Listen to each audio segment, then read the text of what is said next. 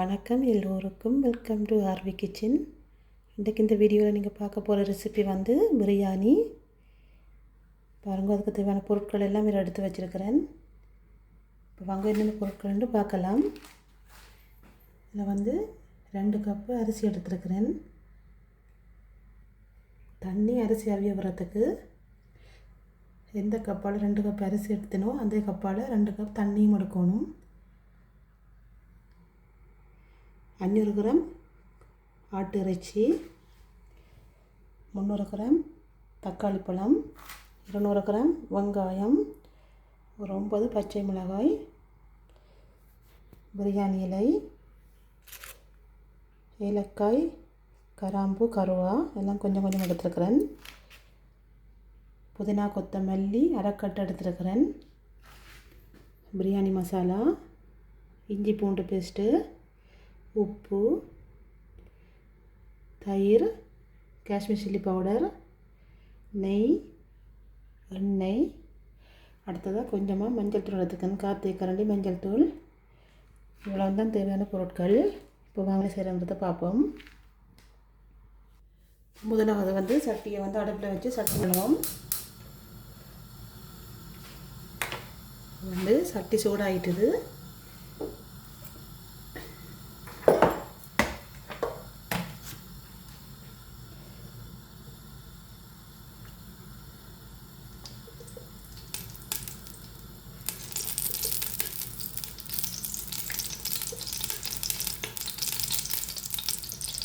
அஞ்சு மேசக்கரண்டி எண்ணெய் விட்டுருக்கிறேன்.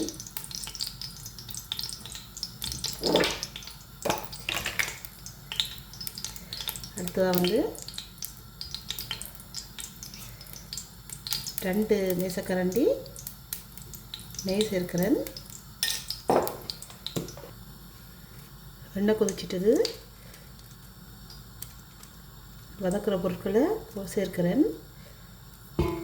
கொஞ்சமாக பிரியாணியில் கிராம்பு, கருவா, ஏலக்காய் நான் போட்டு வடிவாக கலந்து விடும்போது அடுத்த வந்து வெங்காயத்தை சேர்க்க போகிறேன்.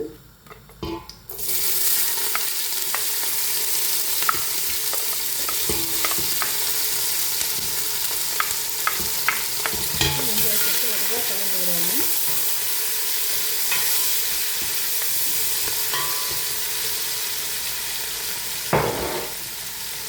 வெங்காயம் வந்து நல்லா வதங்கணும்.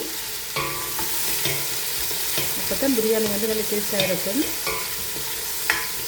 வந்து நல்லா வதங்க விடுவோம். வந்து குயிக்காக வதங்குறதுக்காக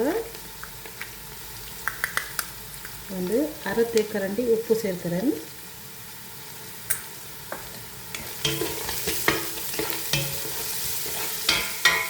வந்து நல்லா வதங்க விடுவோம். வதங்க விட்டுட்டு பார்ப்போம். வெங்காயம் வந்து நல்லா வதங்கி கொண்டு வந்துட்டுது. அடுத்ததாக வந்து நான் மல்லி இலை சேர்க்க போகிறேன். இதில் வந்து மல்லி இலையும் புதினா இலையும் இருக்குது. ரெண்டும் அரைவாசி எடுத்துருக்கிறேன். அரைக்கட்டு நீங்கள் வந்து சேர்த்து வரையா கலந்து வருங்க.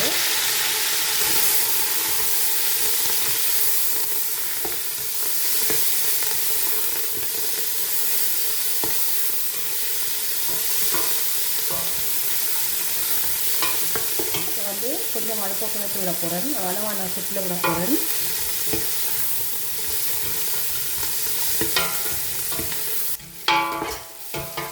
இப்போ நல்லா வதங்கிட்டது.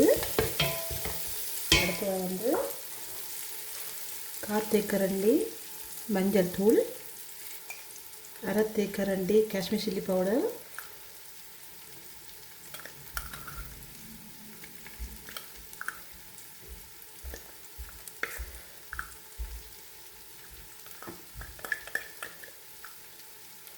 அஞ்சு தேக்கரண்டி பிரியாணி மசாலா சேர்க்கிறேன். இதை வந்து வடிவாக கலந்து விடுவோம்.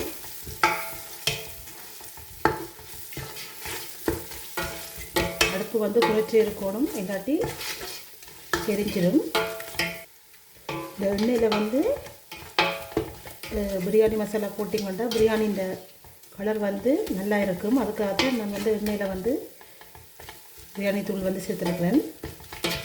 இப்போ வந்து நல்லா வறுபட்டுட்டு அடுத்ததாக இஞ்சி பூண்டு பேஸ்ட்டு சேர்க்க போகிறேன். பார்த்திங்கன்னா இஞ்சி உள்ளி வந்து அரைச்சி வச்சுருக்கிறேன். இதில் வந்து 2 மீசக்கரண்டி இஞ்சி உள்ளி சேர்த்துருக்கிறேன். இதை வந்து வடிவாக கலந்து விடுவோம்.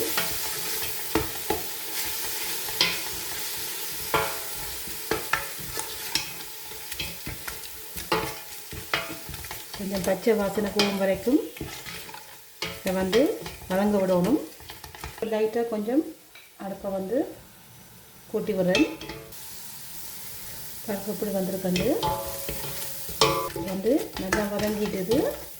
இஞ்சி உள்ளி வாசமெல்லாம் ஓகே இருக்குது. அடுத்த வந்து தக்காளி பழத்தை சேர்க்க போகிறேன். பச்சை மிளகாய் போட்டு ஒரு கலந்து விடும். நம்ம முதல் பச்சை மிளகாய் போடையில் என்னென்றால் பச்சை மிளகாய் வந்து நல்லா வதங்கிடும். அதுக்காகத்தான் இப்போ சேர்க்குறேன். இப்போ வந்து தக்காளி பழத்தையும் போடணும்.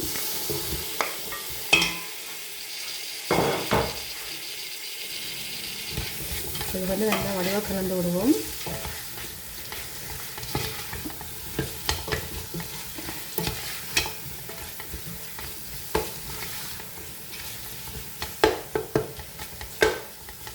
வந்து நல்லா வதங்கணும் தக்காளி பழம். நல்லா வதங்கத்துக்கு பார்ப்போம். ஒரு 3 நிமிஷமாக தக்காளி பழம் வந்து வதங்கியிருக்கு பாருங்கள். இப்படி வதங்கியிருக்கண்டு நல்லா கரைஞ்சி வரணும். அடுத்த வந்து நான் தயிர் சேர்க்குறேன். 2 மீசக்கரண்டி தயிர் அப்படியே கலந்து விடுவோம்.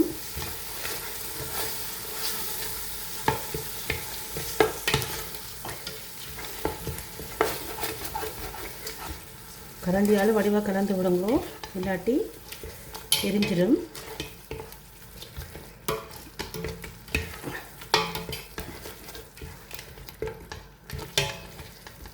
கொஞ்சம் அடுப்பு வந்து அளவான ஹீட்டிலேயே விடுங்க.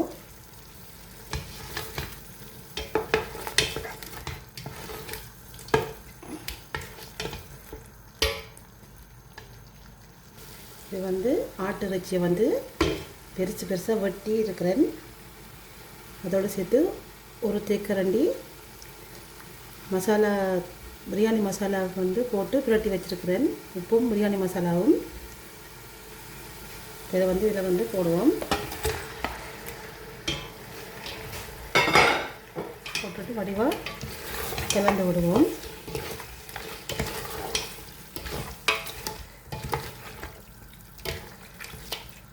வடிவாக கலந்து போட்டு ஒரு 3 நிமிஷம் நல்ல வடிவாக இப்படியே அவிய விடுவோம். அவிய விட்டுட்டு பார்ப்போம். இதனால் மசாலா அவிகிற டைமில் வந்து நான் அரிசி அவிய விடுறதுக்காக எடுத்து வச்சு தண்ணியை வந்து அடுப்பில் வச்சு பண்ணி விட போகிறேன். பாருங்கள் எப்படி அவிஞ்சிருக்கு வந்து இறைச்சி. அடுத்ததாக வந்து நான் எடுத்து வச்ச தண்ணியை சேர்க்க போகிறேன். பாருங்கள், இது வந்து 2 கப்பு தண்ணி. எந்த கப்பால் அரிசி எடுத்தனோ அதே கப்பால் 2 கப்பு தண்ணி எடுத்தனேன். இப்போ தண்ணியை விட்டு அவிய விடுவோம்.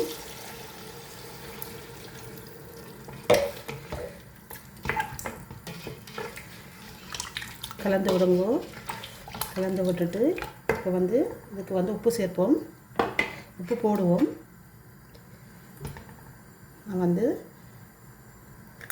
ஒரு தேக்கரண்டி உப்பு போட்டிருக்கேன். வடிவாக கலந்து விட்டுட்டு உப்பு எப்படி இருக்குன்னு பார்ப்போம். உப்பு வந்து நல்ல கணக்காக இருக்குது. ஓகே, அடுத்த வந்து இது ஒரு 5 நிமிஷம் அவிய விடுவோம்.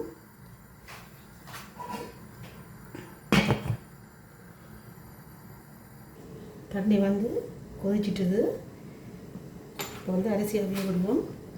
நான் வந்து ஒரு தேக்கரண்டி உப்பு போட்டு தான் அரிசி அவிய விட போகிறேன்.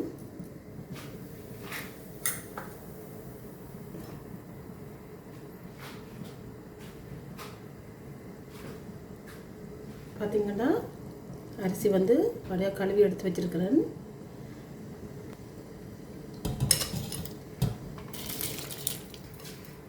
அரிசி வந்து ஒரு 2 நிமிஷம் அவிஞ்சா காணும். அதோட கலந்து விடுவோம்.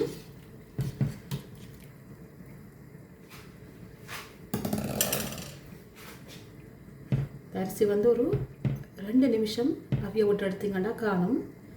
இப்படி அவிய விட்டிங்கன்னா சோறு வந்து நல்ல பெருசாக வரும். அதுக்காகத்தான் நான் இப்போ 2 நிமிஷம் அவிய விட்டுட்டு பிரியாணி செய்ய போகிறேன். இப்போ வந்து கொதிக்கட்டுக்கும் 2 நிமிஷம் விடுங்கோ. 2 நிமிஷமாக அரிசி வந்து அவிஞ்சிட்டுது பாருங்க, இப்படி அவிஞ்சிருக்கண்டு. இப்போ நான் வந்து வடிச்சு எடுக்க போகிறேன்.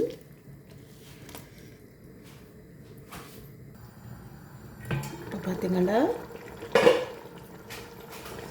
நல்ல வடிவம் இறைச்சி எல்லாம் அவிஞ்சு வந்துட்டுது. இதை நான் வந்து அவிச்சு வச்ச அரிசியை வந்து சேர்க்க போகிறேன். பார்த்திங்கன்னா இது உடனே எடுத்து தவிய விட போகிறேன்.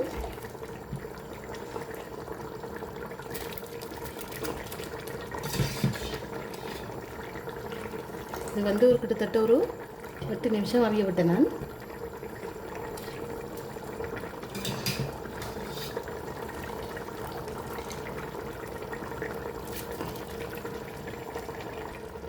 இப்போ எல்லா அரிசியும் போட்டுட்டு வடிவாக ஒருக்கா கலந்து விடுங்க.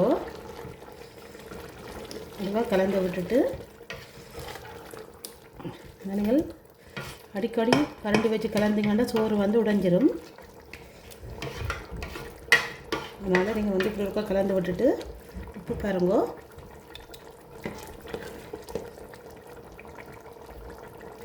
ஓகே இருக்குது. இப்போ வந்து இதை வந்து லைட்டாக அடுப்பு குறைச்சி போட்டு அவிய விட போகிறேன். எப்படி தண்ணி நிற்கணும் லேசாக அரிசிக்கு மேலால். இப்போ வந்து அடுப்பை குறைச்சிட்டு ஒரு அளவான சுற்றில் விட்டுட்டு மூடி போட்டு மூடி விட போகிறேன். ஒரு 10 நிமிஷத்துக்கு கூட பார்ப்போம்.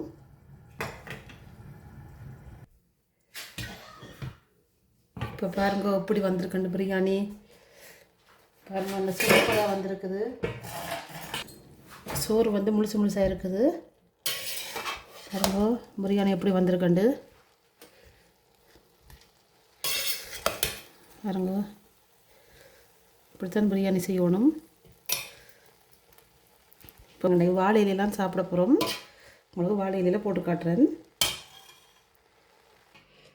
பார்த்தீங்கன்னா பிரியாணி வந்து ரெடி ஆகிட்டுது. பிரியாணிக்கு வந்து முட்டை அவிச்சு வச்சுருக்கிறேன். அடுத்ததாக வந்து ரைத்தா செய்திருக்கிறேன்.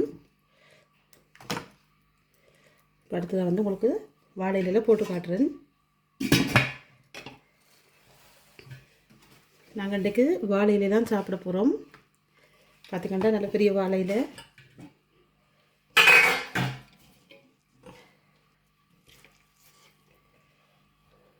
நல்ல கலராக இருக்குது.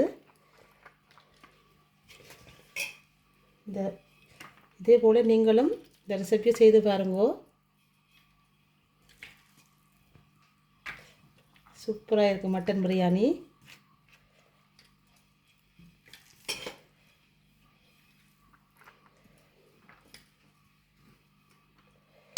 பார்த்திங்கன்னா அடுத்ததாக முட்டை. இது நாங்கள் எல்லோரும் சேர்ந்து சாப்பிட போகிறோம். அதெல்லாம் கூட போட்டிருக்கிறேன்.